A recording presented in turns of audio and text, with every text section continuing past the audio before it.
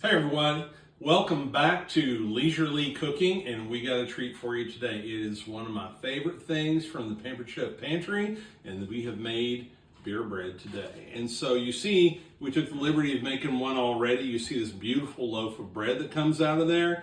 Really simple, going to show you how to do it today. So we've already taken the liberty of loosening this up a little bit, but watch how easily that just slides out of the pan with those perfect edges, and you don't have a lot stuck there in your loaf pan.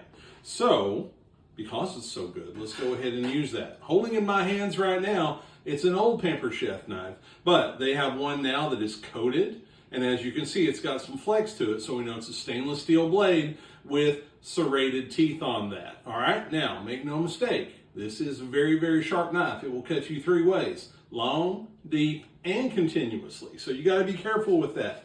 But the beautiful part about the serrated edges, when you get to work here, some people want to cut bread and they want to mash on it. You don't have to do that. This is a really simple tool, and you just sit here and you saw a little bit, and look how it goes right through there. Straight butter, baby. All right, so let's cut another slice right there. I like them a little bit thicker because tomorrow morning, this is going to be French toast, and it's going to be awesome. All right, so you can see the wonderful bread that it makes. Really simple. Let me show you how, okay? First of all, we're going to have our package of Pampered Chef beer bread mix. Really simple, all right? Now, some of you are saying, beer, not so sure about that one. If you're not a drinker, not a problem, okay? You can use any 12-ounce can of carbonated beverage. If you want to use sparkling cider. Someone told me they use root beer, and I'm intrigued. But I haven't tried it yet. I'll let you know how that goes.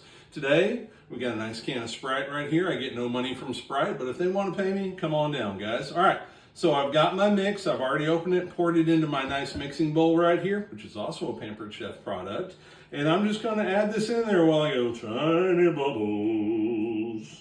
Hey, and if you know that song, you're old and your back and your knees hurt by now. But that's okay. We're going to pour that right in there, and we're going to get our nice bowl scraper right here from Pampered Chef, also a Pampered Chef product, and mix that bad boy up. Now, some of you may be wondering why at the end of my videos I say the right tool makes all the difference. And I'm going to tell you a story.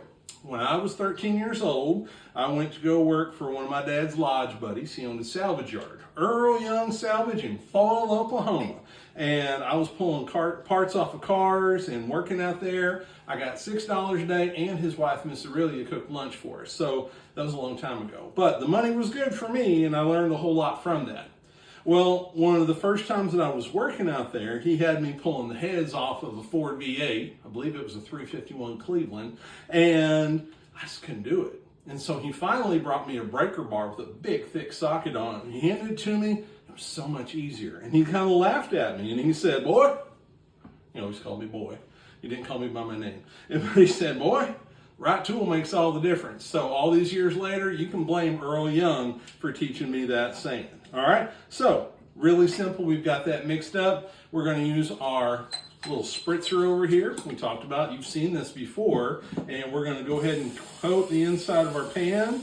Really nice and simple. And we're just going to spoon this off into here. Oh, so good. I can already imagine how it's going to taste, and I can't wait till this video is over and I get to eat some of it, and it's going to be so very good. Okay? Now, that's not perfect. I'll do a little bit more scraping after the video ends, but you can see we've pretty much filled up this loaf pan. Now, let's talk about this loaf pan for a second. This is a 9x5x3 stoneware pan. It is amazing. All right, it has a 6-cup capacity. It's microwave safe, oven safe, even freezer safe. So if you finish your bread, you want to pop that in the freezer, you go right ahead. It's perfect for making loaves of bread. You can also mix up a meatloaf in here, and it makes a mean meatloaf. If you've never had Miss Charlene's meatloaf, you are missing out on life. All right, really simple to clean up. When we're done with this one here in a little bit, I'm going to rinse that off in the kitchen sink, dry it really good, store it, and I'm ready to use it again.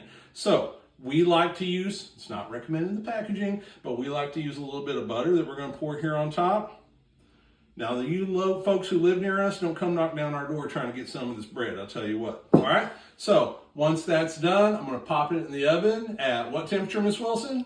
350. 350 for about an hour, and you can see how beautiful that loaf comes out. All right, so hope you enjoyed all that. Pampered Chef Pantry is amazing because you've got some other great products too, like for example, sourdough bread. Charlene loves to make that for toast.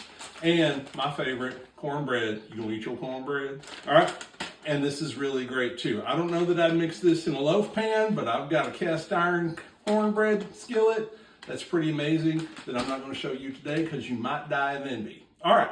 So, hope you enjoyed our video. Don't forget you can order any of these products at the link we tagged in here. And remember that the right tool makes all the difference.